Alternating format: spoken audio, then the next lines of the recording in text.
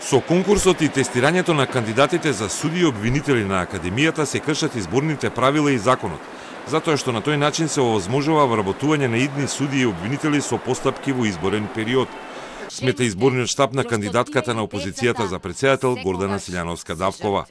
Поднесен е приговор до ДКСК, а претседателката на антикорупцијска комисија Татјана Димитровска за Телма потврди дека приговорот е примен и веќе се почнати постапките предвидени за изборен период, кои се побрзи од редовните. Најдосна до среда ќе имаме јавна седница за да донесеме одлука, ни изјави Димитровска, која рече дека уште две представки за Академијата сега се споени во ново формираниот предмет. Од штабот на Силјановска во приговорот навеле дека станува збор за влијание врз изборниот процес.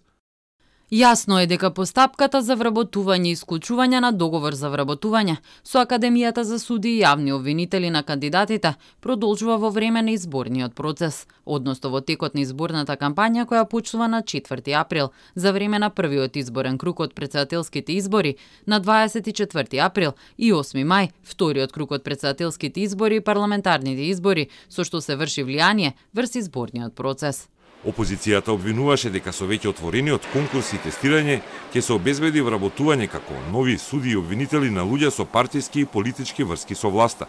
Ги спомена имињата на Мики Крстев, кој како представник на СДСМ е заменик министер за локална самоуправа, Дитмире Шеху, кој е член на ДИК од ДУИ, како и други кандидати.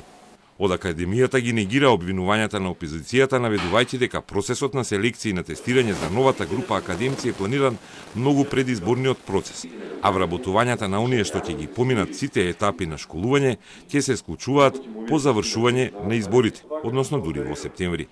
Од Академијата наведува дека таков пример имало и во 2015, кога ДКСК дозволила одвивање на процесот, кој резултирал со вработување на кандидатите дури 2017.